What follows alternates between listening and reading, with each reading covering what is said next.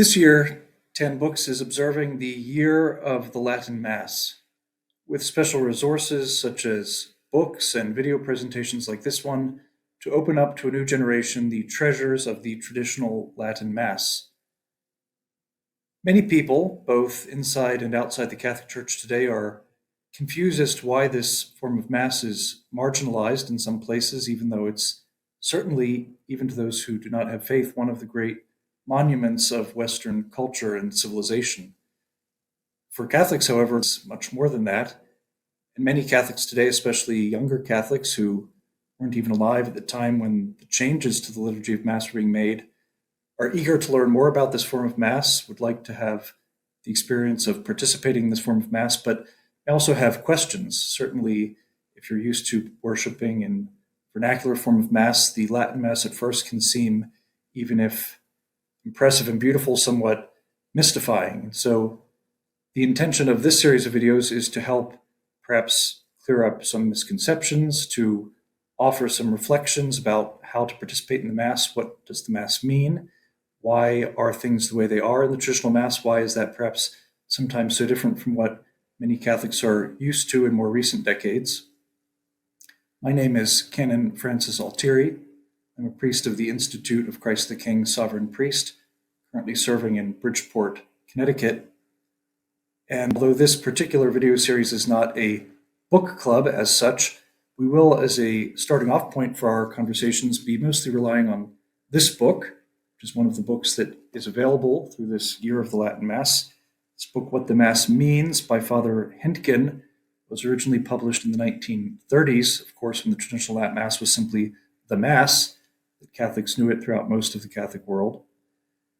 To say that the Mass is important for Catholics would, of course, be a new sort of understatement. So before we go in following videos through specific questions about the Mass, particular parts of the Mass, what does this mean? Why is it done this way? What is the symbolism? We have to ask ourselves, to begin with, what is the Mass? And what is the liturgy of the Mass? Why does the Mass have a particular form of words and ceremonies, music to surround it? So what is the Mass itself? Let's begin with the first paragraph of this book. The Mass is our greatest act of worship. It is our sacrifice. Its importance comes from the fact that it is a renewal and a continuation of the sacrifice of Christ on the cross on the hill of Calvary. We have heard many times that the Mass is our most influential prayer, that it is the most abundant source of benefit to both the living and the dead. In the Mass, we adore the highest Lord and also make atonement for having offended him through sin. The Mass is primarily an act of worship. The Mass, in fact, is the principal act of worship in the Christian religion, in Catholicism, which is the religion established by our Lord Jesus Christ. The Mass is many things, but to understand something, we have to get to what it is essentially. What is the most important thing about it? The Mass certainly is, I mentioned it a moment ago, it's a beautiful work of art and culture. Think of the great cathedrals built to house this Mass, the music composed for it. Or we could say that the Mass is a gathering of the community. That's certainly true as well, but simply to define the Mass that way would be very inadequate, maybe even misleading, because the Mass is not primarily something that we do or even that the priest does or the church does. The Mass, as I hope to explain to you a little bit, is above all what our Lord does, an act in which we participate, but an act which does not primarily, above all, come from us in the first place. And so to understand the importance of the Mass, which is truly at the center of God's plan for our redemption, which is the most important thing that happens daily on the face of the earth, we have to take a step back and understand God's plan. Why did God create the world? Why did God become man? Why did God do anything outside of himself? God, the Holy Trinity, Father, Son, and Holy Spirit, from all eternity is knowing and loving himself, and that gives him an infinite joy. God did not create the world because he was bored or because he was lonely. Everything that God does outside of himself, so the creation of the world, the incarnation, God-man, God's plan for our sanctification, achieved through the redemption, all of that is a free act of God's bounty. Why does God do anything outside of himself if he is not lacking in anything? He does it to express his glory, to manifest it outside of himself. And most things that exist, most things that God created in this beautiful chain of being, they give glory to God simply by being what they are, being what he made them to be, because they express concretely some perfection that was included in the mind of God from all eternity. But if that were all there were to it, right, a beautiful flower gives God glory to God, or a star, but those are dumb beings. They don't perceive their being. They can't refer their own beauty to God, who is the source of that beauty. There would, you might say, not have been much of a point to create a world like that.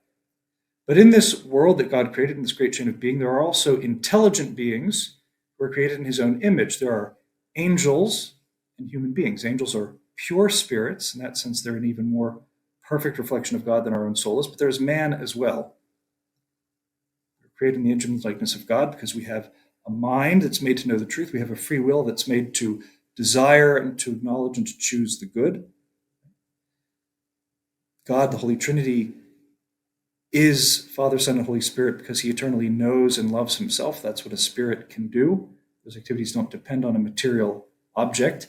And that, we can't get into the whole mystery of the Trinity right now, that is why God is who he is, because God knows himself. This perfect notion, this idea that he forms of himself eternally is the Son, and the mutual love of Father and Son is the Holy Ghost. So angels and men, because we are made in the image and likeness of God, we can perceive God's plan, we can receive his revelation, and we can give glory to him deliberately by referring to his glory, creation that he has given being to. And within this divine plan for God's glory, in his goodness, he invites men and angels to share in that glory and to receive some participated or some finite reflection of the joy that he has in his own being. And man is at the center of this plan because we have a material body, just like all the lower beings made of stuff live below us, the angels above us. Man is in the middle. And the ancients, even the pre-Christian ancients, referred to man as a microcosm. Man is a sort of miniature universe. The special vocation of man within God's creation is to serve, as it were, as the priest of his creation, to refer all of creation back to God in an intelligent and deliberate praise, right? So glory, in some sense, could be defined as the recognition of some perfection that is then turned to praise, right? We do that on a human level when we give a trophy to somebody, we give an award or a prize to somebody, we give a medal to a great general, we acknowledge some excellence, and we publicly acknowledge that excellence that we have perceived. So that's the vocation of man and angels, to recognize God's excellence. There's gratitude mixed in with that, and deliberately to give God glory. So that's the created side of things. But God himself, as I said a moment ago, didn't need an external good to bring himself joy or even to bring himself glory itself. God's internal, infinite glory is the Trinity itself, and particularly here of the Son. Just as man has a particular vocation in God's creation, the Son within the Trinity, because the Son, St. Paul calls him the image of the uncreated God. St. John famously calls him the Word. He was the Word, and the Word was with God, and the Word was God. The Word became flesh. That's the incarnation. That was a free act of God's providence. But eternally, intrinsically, the Word of God is a perfect and adequate expression of who God is. We form an idea of something, we express what it is. When God forms an idea of himself, that's not a process that begins at a moment in time. It's not a process that is slowly perfected or realized or becomes more and more accurate and fleshed out. It's an eternal process. It's infinite. God's idea of himself is himself. The thing about the Word and his role within the Trinity is that within the Trinity, God's glory is perfectly realized, but there is no worship within the Trinity. There is an order within the Trinity. Father begets the Son. From the Father and Son proceeds the Holy Ghost. Yes. But there's not a subordination. One person is not greater than another. One is not more or less eternal than another. So there is a logical order, certainly not a chronological order, and there's not a submission of one person to another.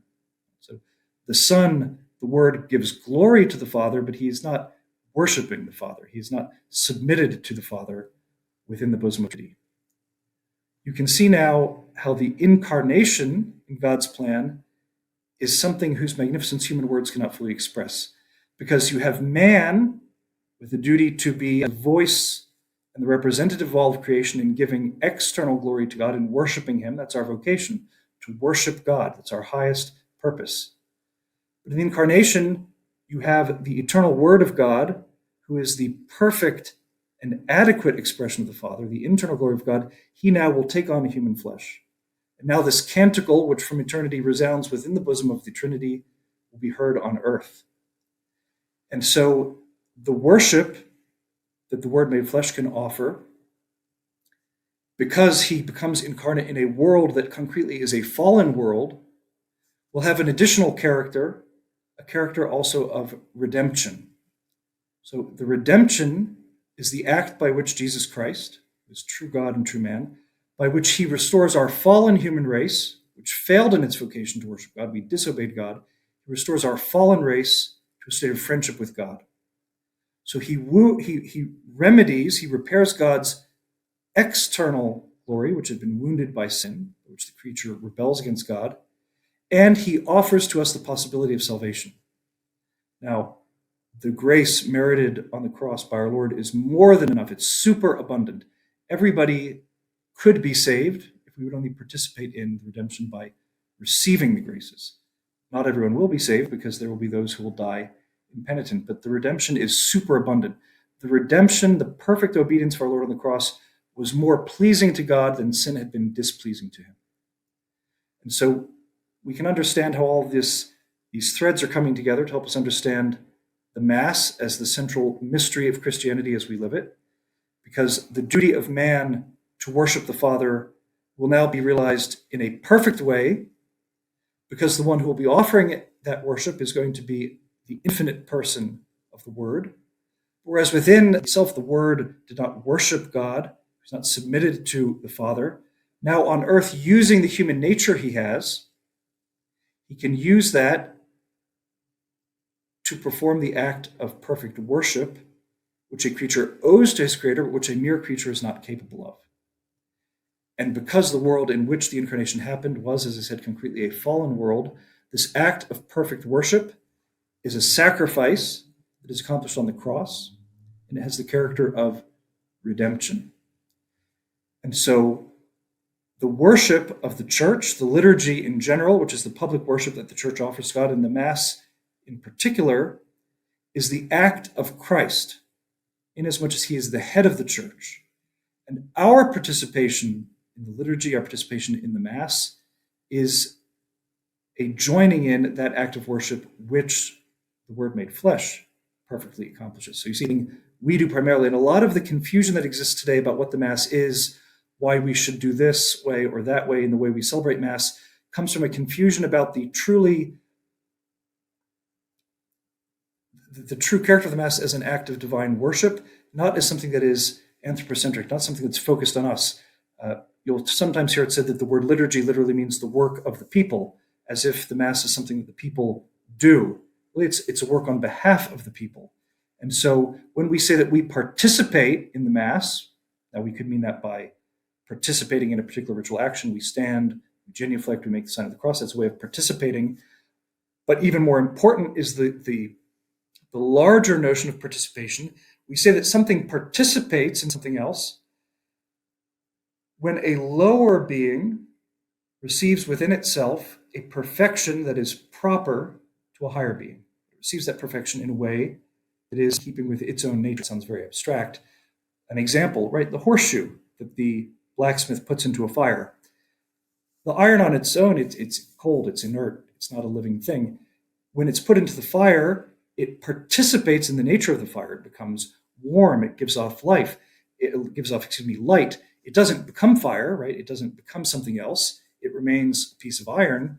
But now, in keeping with its own being, it participates in this nature of the higher being, which is the fire. And so we need to see our participation in the Mass in that way.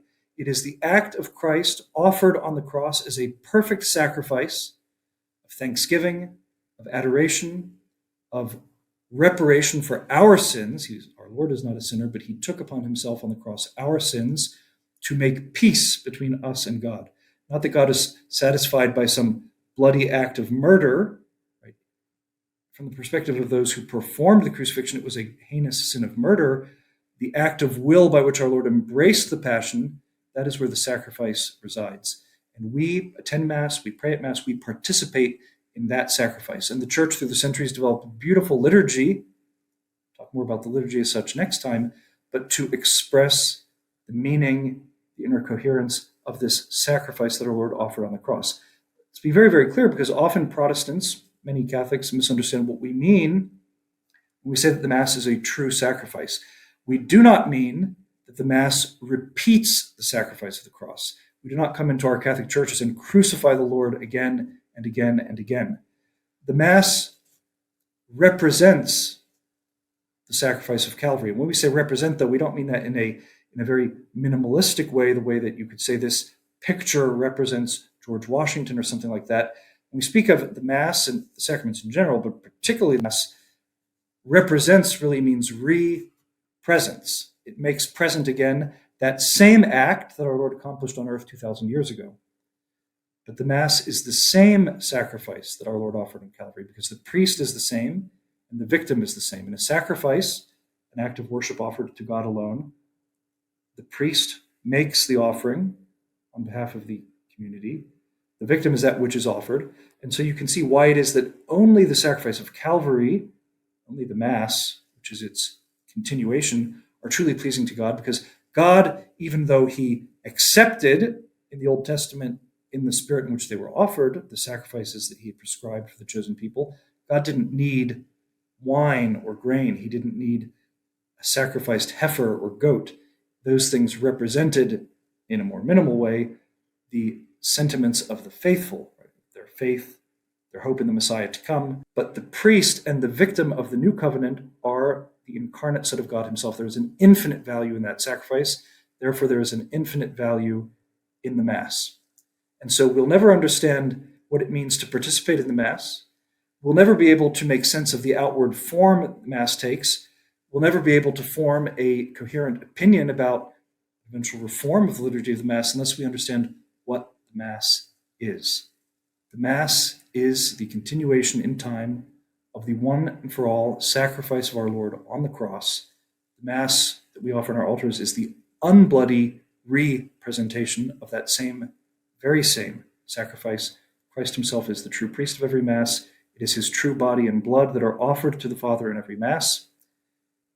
Now we're in a better position to understand why we celebrate Mass the way we do.